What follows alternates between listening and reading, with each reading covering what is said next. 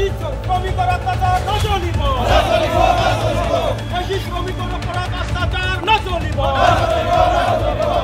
শ্ৰমিকৰ অত্যাচাৰ নচলিব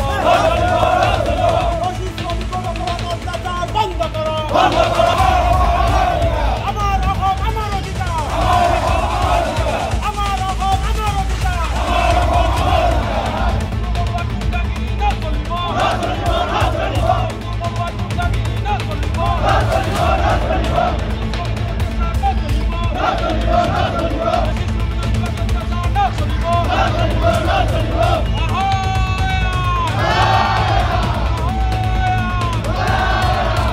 সঁচাই দুৰ্ভাগ্যজনক কথা আজি গোটেই অসমে গম পাইছে জাতীয় সংগ্ৰামী সেনা নামৰ তথাকথিত এটা মানে সংগঠনৰ সভাপতি জিতু বৰুৱাই কালি আমি দেখা পাইছোঁ মানকাছৰ অঞ্চলৰ আৰু ধুবুৰী অঞ্চলৰ কিছু দেশী শ্ৰমিক তাতে কাম কৰিব গৈছিল পেটৰ যাতনাত তাতে কাম কৰিব গৈছিল কিন্তু সিহঁতে দেশী বুলি পৰিচয় দিয়াৰ পিছতো মানে তেখেতৰ ওপৰত মানসিক যিটো যাতনা কৰি তেখেতক অপমান কৰি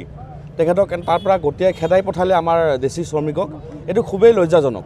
একে সুৰতে গোটেই অসমৰ মানুহ এই তথাকথিত সংগঠনৰ আৰু জিতু বৰুৱাৰ বিৰুদ্ধে মাত মাতিছে আমিও মাতিছোঁ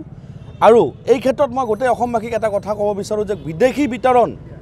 আৰু অবৈধ বাংলাদেশী ক্ষেত্ৰত দেশী যুৱ ছাত্ৰ মঞ্চ আৰু দেশী জনগোষ্ঠী মঞ্চ স্থিতি একদম ক্লিয়াৰ যে আমি বিদেশী নাগৰিক বিতৰণৰ ক্ষেত্ৰত একমত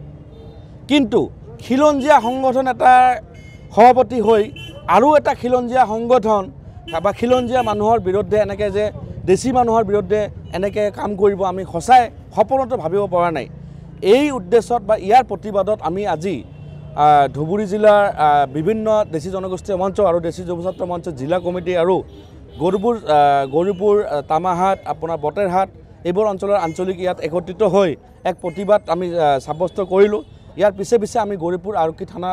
আমি যাম তাতে গৈ আমি জিতু বৰুৱাৰ বিৰুদ্ধে সাংগঠনিক ফালৰ পৰা আমি এটা এজাহাৰ দাখিল কৰিম আশা কৰোঁ অসম চৰকাৰে বা অসম আৰক্ষীয়ে তেখেতৰ বিৰুদ্ধে এই ভণ্ড নেতাজনৰ বিৰুদ্ধে বিহিত ব্যৱস্থা গ্ৰহণ কৰিব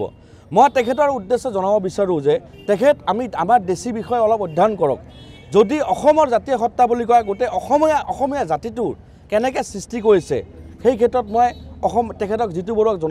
জিতু বৰুৱাক মই জনাব বিচাৰোঁ যে আমি টাই অসম মানুহে যেনেকৈ টাই মানুহে নিজৰ ভাষাটো টাই ভাষাটো ত্যাগ কৰি বৰ অসম গঢ়াৰ ক্ষেত্ৰত নিজৰ ভাষাটো ত্যাগ কৰি অসমীয়া ভাষা হিচাপত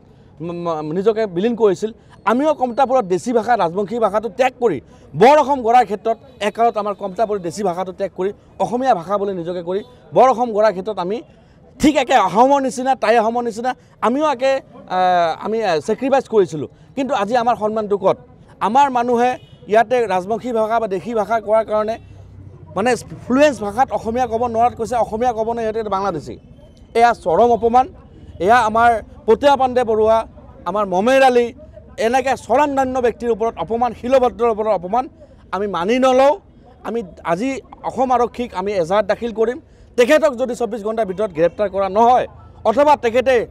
সামাজিক মাধ্যমত যদি তেখেতে দেশীসকলৰ ওচৰত যদি ক্ষমা বিচাৰে তেনেহ'লে ইয়াতকৈ ভয়ানক আমি আন্দোলন গঢ়ি তোলাত বাধ্য হৈ যাম যিকোনো খবৰৰ বাবে যোগাযোগ কৰক 7099017330 লগতে 7099017110 নম্বৰত